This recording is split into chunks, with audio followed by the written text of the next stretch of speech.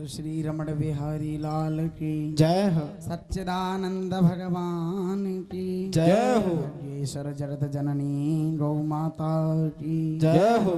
तो इस प्रकार हमारे भानु सिंह जी सोनोट नरेश उन्होंने अभी आपको उस माँ की भक्ति की चरणों की वंदना आपको श्रवण कराई। उसी प्रकार से वो भक्त वो दास भगवाधारी अपने माँ के चरणों की तपस्या में रहता था।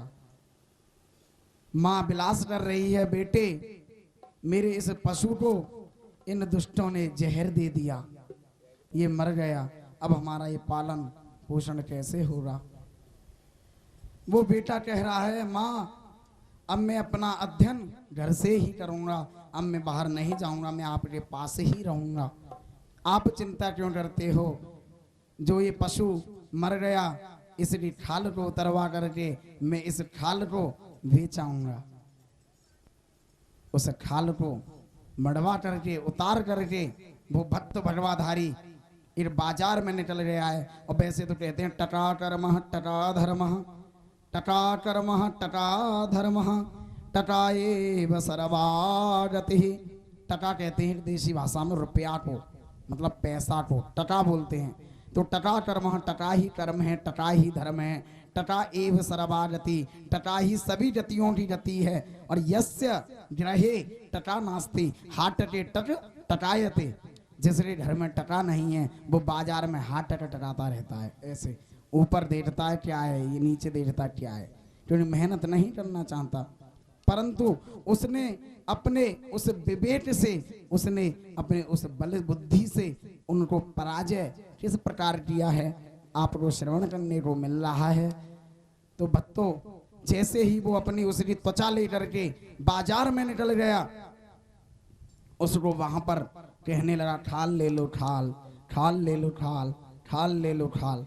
वहां पर कहने लगा, वहां पर सभी हंस रहे हैं कि ये खाल क्या चीज है, ये भी कोई खरीदने योग्य कोई वस्तु है।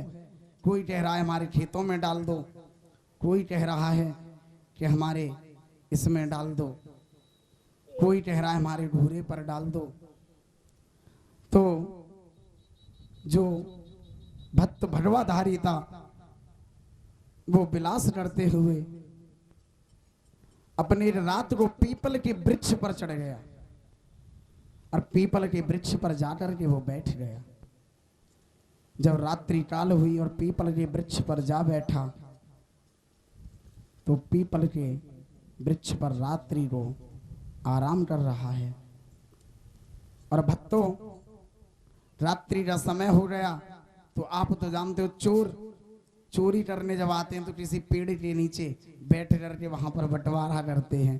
तो रात को वो बंटवारा कर रहे थे, उसको डर लगा तो उसके हाथ में से वो खाल छूटी, पड़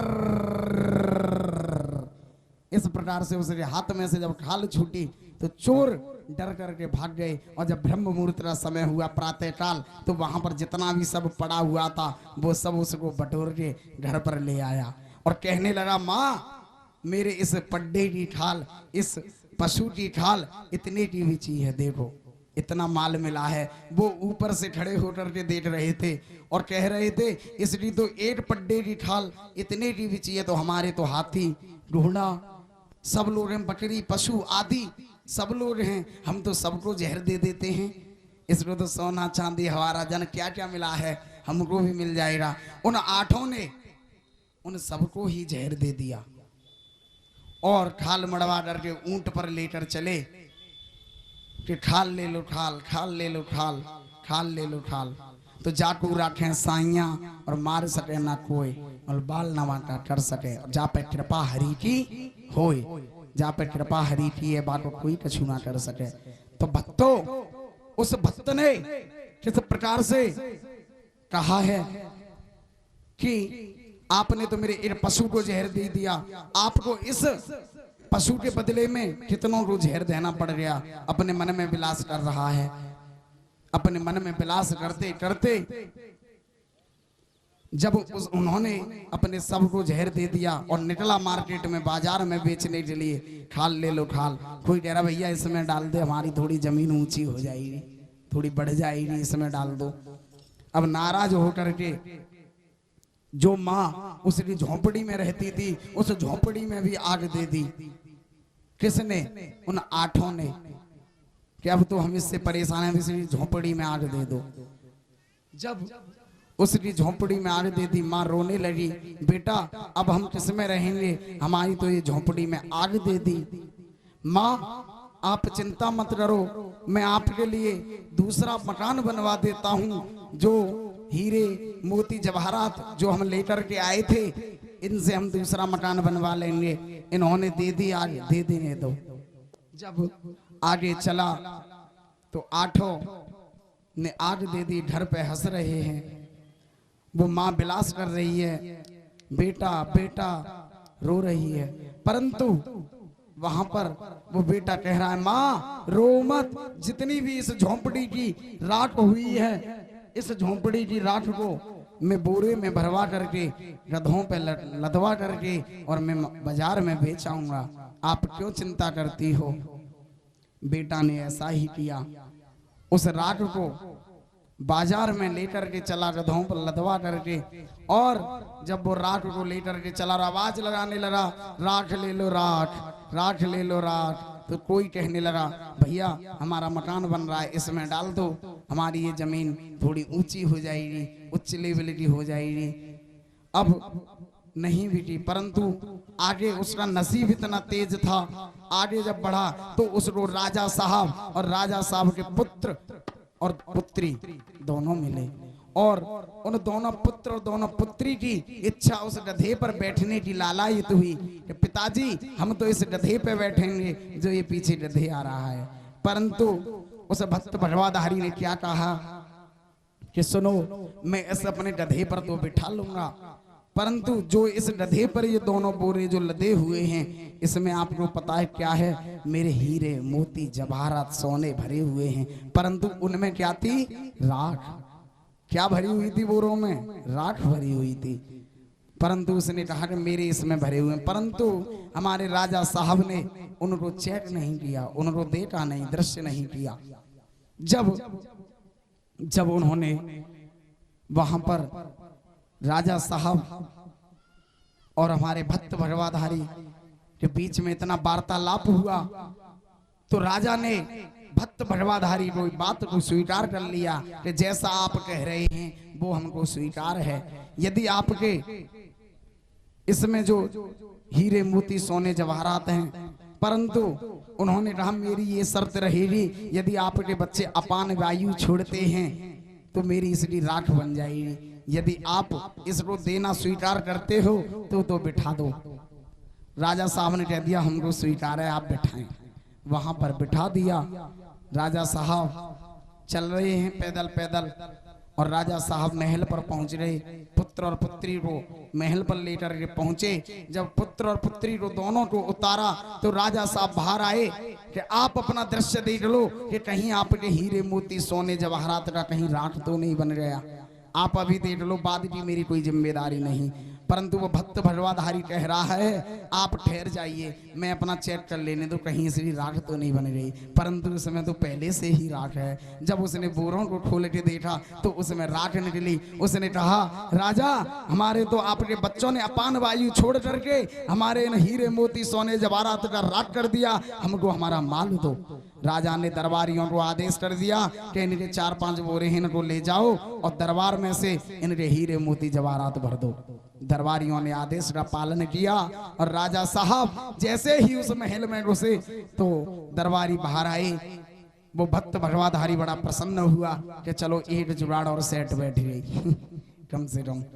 जब वो वहां से निकला और अपने घर पर पहुंचा माँ के पास, तो उस माँ को दिखाया, माँ मेरी इस झोंपड़ी की राख इतने की बिकी है। वो दुष्ट ऊपर खड़े हुए थे कि इसलिए झोंपड़ी की राख इतने की बिकी है, तो मेरे तो ईख गन्ना गेहूं खेत इतने सब हैं, घर मकान हवेली, इन सब में आग दे देते हैं। जब इतने 2 बोरे आ गए इसलिए सोने के और चांदी के, तो हमारे तो 10-20 बोरे बनेंगे।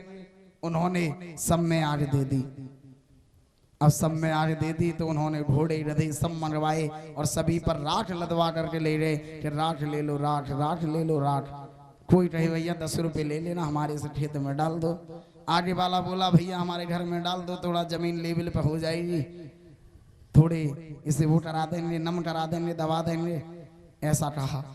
जब वो भक्त अपने घर पर आ पहुंचा और वो आठों वहां पर विलास कर रहे हैं, आकर के घर पर बहुत विलास किया। आठों ने अपनी एक मीटिंग की और उस मीटिंग में बैठ करके वहां पर चिंतन किया, क्यों ना अब इसको जान से ही मार दिया जाए। उन आठों ने उसको जान से मारने की साजिश कर ली कि अब तो इसको जान से ही मार लिया जाए। तो एक दिन उसको कांठी में कस लिया भत्तो, परंतु वो तो भगवान हरि नारायण का जप कर रहा है, भजन कर रहा है और भगवान विष्णु का भजन कर रहा है। नारायण नारायण नारायण मेरी रक्षा करें लेकर के वहां पर जब उसको गंगा जी के तट पर सिराने के लिए पहुंचे तो वहां पर एक ग्वालवाल अपनी भेड़ बकरियों को चरा रहा था। तो उस ग्वालवाल ने पूछा, भाई आप इसमें जिंदे क्या कर रहे हो, इसमें तो मरे हुए जाते हैं। वो बोला, भाई मेरी 6 शादी तो है नहीं, 7वीं शादी कराए बेटे जो वो गंगा जी में बहा रहे हैं। भैया एक काम कर, मेरी तो एक शादी ना भाई। वो चले गए अपने थोड़े बेसन करने, सिगरेट इत्यादि पान करने के लिए, रस पान करने के लिए अपने खेतों की तरफ निकले गए। उसको वहीं छोड़ गए क्या हुक्का फुक्का पी करके अभी हम आते हैं। और फिर वो ग्वाल वालों से वो भक्त भगवाधारी कह रहा है, भैया एक काम कर, मेरी तो एक भी शादी नहीं हुई, तुम्हारी 6 शादी हो गई, 7वीं को ले जा रहा है, तो आप एक काम करो, आप खुल जाओ, मैं इसमें आ जाता हूँ और ये मेरी शादी तो भी हो जाएगी। उसके अंदर विवेक तो था ही नहीं, उस ग्वाल बाल के अंदर वो खुद तो खुल गया और उसमें वो ग्वाल बाल कस गया। जब उसमें वो ग्वाल बाल कस गया, अब उसे तो विवेक है ही नहीं है, उसे तो ये है कि मेरी तो शादी हो जाएगी। इसमें जाकर के दिमाग से बिल्कुल धूर्त है, कुछ समझ नहीं पा रहा है। उसकी जो भेड़ बकरी इत्यादि गाय वगैरह जितनी भी थी वो सबको बटोर करके अपने घर पर ले आया, अपने उस बरामदे में उसने बांध दिया।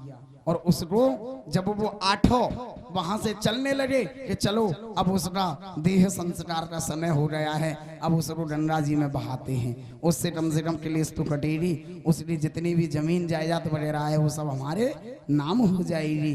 परंतु वो भक्त भगवाधारी अपनी उसे सफलता से कैसे विजय प्राप्त करता है। तो भक्तों जैसे उसको वहां पर लेटर गिरे वो अपने घर पर आ गया और घर पर आने के बाद फिर भगवान विष्णु का ध्यान करने लगा, नारायण नारायण नारायण। अब वो 8 आकर के जब घर पर आए तो आश्चर्यचकित रह गए, ये क्या हुआ, हम तो इस रोज गंगा जी में बहा के आए थे और ये तो यहाँ पर घूम रहा है। उसने कहा, भैया आपने मुझे थोड़ी पास में ही छोड़ा था, तुम मुझे ये मिले थे, यदि तुम मुझे थोड़ा अंदर छोड़ते तो मुझे हाथी घोड़े कुन्नी भैंस इत्यादि जानवरों के दर्शन होते और उनको मैं लेके आता। ऐसा कहा। जब उस भक्त ने उन 8 से कहा तो वो 8 क्या कहने लगे, भैया हमारा तो सर्वनाश हो गया, अब तुम एक काम करो, एक मिनट, अब तुम एक काम करो, अब हमको भी ले चलो, हमको तो कुछ भी नसीब नहीं है, कुन्नी भैंस हाथी गाय घोड़ा ये हमको भी नसीब हो जाएंगे। उसने क्या किया, 8 कांठी लेके आया और 8 कांठी में 8 को कस लिया। बोलो श्री रमण बिहारी लाल की, भगवान हरि नारायण की कृपा बरस रही है उस पे। 8 को कस लिया और एक बुढ़ी या ट्रैक्टर बुढ़ी में ना आए तो उसने ट्रैक्टर में 8 कांठी उसकी लाइन से लाइन लगा दी।